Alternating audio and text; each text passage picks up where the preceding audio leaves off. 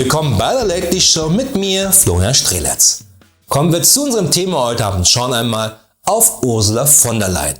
Oder wie Ursula von der Leyen selber sagen würde, ich mache alles besser.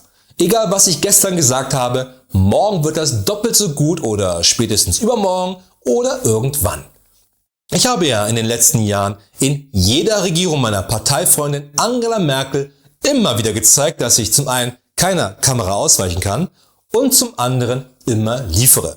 Als Familienministerin habe ich die kostenlose und flächendeckende Kita-Versorgung durchgeboxt, die dann meine Nachfolgerin ausbaden musste. Als Arbeitsministerin habe ich erfolgreich sämtliche Unterstützung von Arbeitslosen gestrichen, falls diese vorhatten, selber Firmen zu gründen, denn Innovation schafft bekanntlich keine Arbeitsplätze. Außerdem, ich bitte Sie, will vor denen doch keiner die CDU. Und als Bundesverteidigungsministerin habe ich alles dafür getan, die Welt sicherer zu machen. Denn ich denke, die Bundeswehr steht stellvertretend für eine exzellente Abrüstung, denn wenn kein Panzer mehr fahren kann, kann keiner mehr Krieg führen. Mit oder gegen uns. Man kann sagen, was man will, aber Ursula von der Leyen hat eine beeindruckende Karriere hingelegt. Als sie 1992 als junge Politikerin auf den Schoß von Helmut Kohl sitzen musste, wie das alle Politikerinnen damals in der CDU mussten, außer natürlich Angela Merkel, da lief es bekanntlich andersherum, da musste Helmut Kohl auf ihrem Schoß sitzen und schon mal das Gefühl kennenlernen, wie das ist, wenn man dann von Angela Merkel fallen gelassen wird, wie eine heiße Spenderkartoffel. Jedenfalls hätte damals sich niemand vorstellen können, dass die Uschi mal so eine Karriere hinlegen würde. Eine Karriere, die dann nicht irgendwo in der Provinz enden würde, sondern in Straßburg. Okay, aus Berliner Sicht ist das immer noch Provinz. Es sind die Sekunden, in denen Ursula von der Leyen klar wird, es reicht. Ihr Gesicht verrät, wie knapp es war. 9 Stimmen über der Mehrheit, das ist knapp an Blamage vorbei.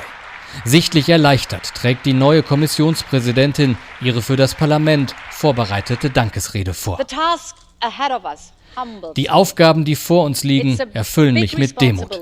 Es ist eine große Verantwortung und meine Arbeit beginnt jetzt. Meine Botschaft an Sie alle ist, lassen Sie uns konstruktiv zusammenarbeiten, denn die Herausforderung ist ein einiges und starkes Europa. Und nicht zu vergessen, wenn ich hier Scheiße baue, dann seid ihr anderen daran schuld. Denn wenn man mir schon nicht das Debakel um die Gorch Fock anhängen konnte, oder die Berateraffäre, oder alleine die Tatsache, dass einer meiner Söhne Karriere macht in genau einer dieser Beraterfirmen, dann könnt ihr mich alle hier schön die Teflon-Uschi nennen. Und wie schnell noch Ska Keller von den Grünen ihr Handy weggelegt hat, als sie merkte, dass die Oberlehrerin nun zu ihr rüber schaute. Nicht, dass das wieder ein Tadel von der Uschi bedeutet. Man kann vor allem sehr gut in einem Gesicht die Meinung, Stimmung und die super viel Freude sehen, als Ursula von der Leyen gewählt wurde. Nämlich im Gesicht des eigentlichen EU-Parlamentspräsidenten Manfred Weber. Denn alleine der Weg hin zu diesem Posten war, ehrlich gesagt, eine einzige peinliche Posse. Und sich dann auch noch als CDU aufzuregen, weil die wenigen SPDler im EU-Parlament nicht hinterhergerannt sind, ist doppelt peinlich. Denn Annegret wird mir da sicherlich widersprechen, aber wir leben immer noch in einer Demokratie. Und jemanden nicht zu wählen, ist ein klassisches Zeichen einer Demokratie und zeigt, dass da etwas tierisch falsch läuft. Fragt einfach irgendjemanden von der SPD, liebe Annegret. Im EU-Parlament gibt es eigentlich das sogenannte Spitzenkandidatenprinzip. Sprich, jede Fraktion stellt einen Kandidaten auf und macht mit dem dann Wahlkampf. Aber am Ende lief das dann eher so ab wie bei den Rebellen bei Star Wars. Denn auch bei denen stellte sich irgendwann mal die Frage, nachdem General Akbar in eine Falle gelaufen war, wer denn nun neuer EU-Parlamentspräsident der Rebellen wird. Ein reiner Zufall, dass die Stelle genauso heißt wie bei uns. Und als die Fraktion der Macht sich für Manfred Solo aussprach, aber die Fraktion von Macht ist Cheaten für Loser Jaja Franz aufstellte, sollten nun die wenigen überlebenden Rebellen per Wahl entscheiden, wer denn nun ihr neuer EU-Parlamentspräsident wird. Wie sich herausstellte, sprachen sich dann die meisten für Manfred Solo aus. Aber weder Manfred Solo noch Jaja Franz gefielen den Übereltern der Rebellen, nämlich Emanuel und Angela Skywalker. Weil die beiden nämlich meinten, dass alleine Jaja Franz beim Angriff des Imperiums auf Hoth nur in der letzten Reihe gekämpft hatte. Außerdem diskreditierten sie Manfred Solo, weil er bei der Schlacht über den Todesstern das Torpedo leider in einen anderen Todesstern geschossen hatte. Und alleine der Stress mit der Versicherung, diese Kosten zu übernehmen, war nun einmal richtig ätzend. Also wollten Emanuel und Angela Skywalker lieber einen eigenen EU-Parlamentspräsidenten aufstellen.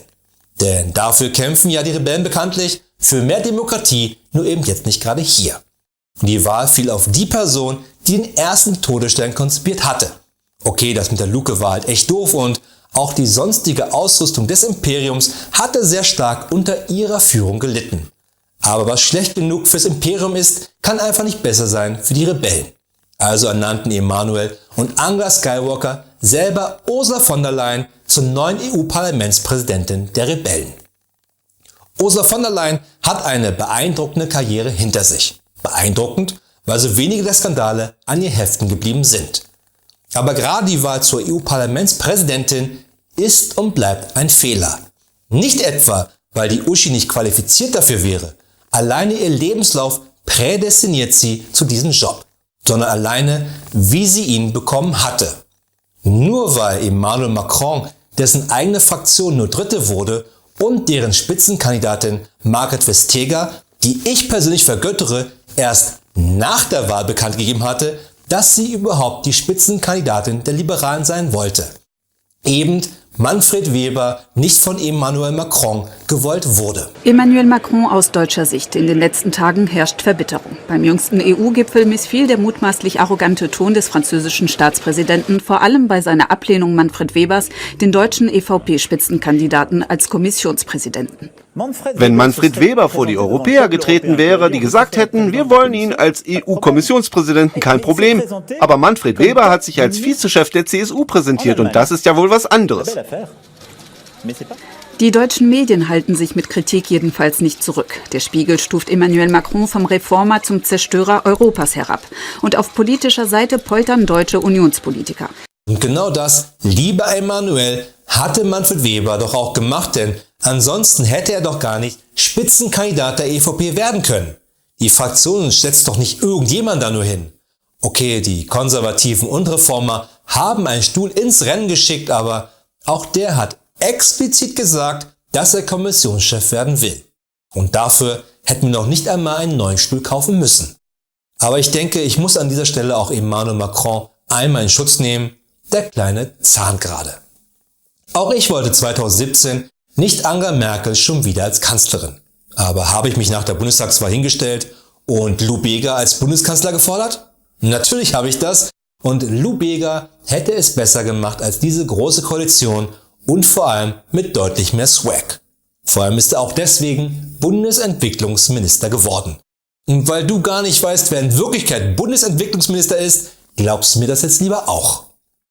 Die ganze Posse um den Posten des EU-Parlamentspräsidenten ist nur peinlich, denn warum sind wir dann denn noch wählen gegangen?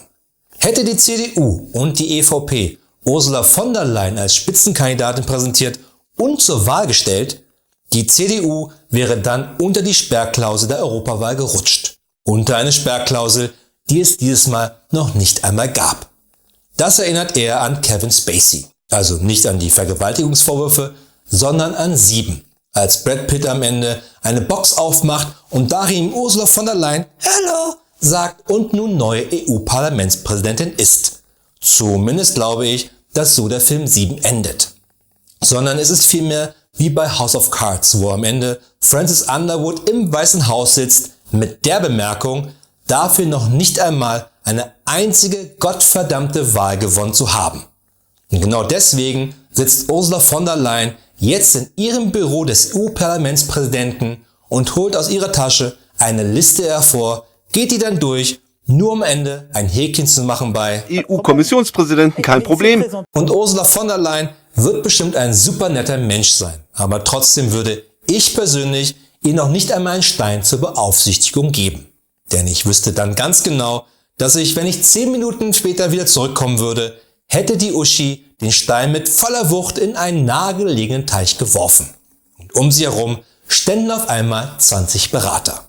Erst einmal Respekt, so viele in dieser so kurzen Zeit zu akquirieren. 18 dieser Berater würden Uschis Entscheidung auch vollkommen unterstützen mit dem Verweis, dass Steine und Teiche gut zusammenpassen. Alleine schon von den Synergieeffekten. Fast egal, dass ich nun dastehen würde ohne Stein, aber mit ein paar super saftigen Rechnungen der Berater und einem Strafzettel der Umweltbehörde, weil die Synergieeffekte meines Steins im Teich eben nicht positiv sind. Das war's von uns für heute, aber keine Sorge, wir sehen uns wieder am Freitag mit den Lakely News. Bis dahin eine gute Nacht und viel Glück da draußen.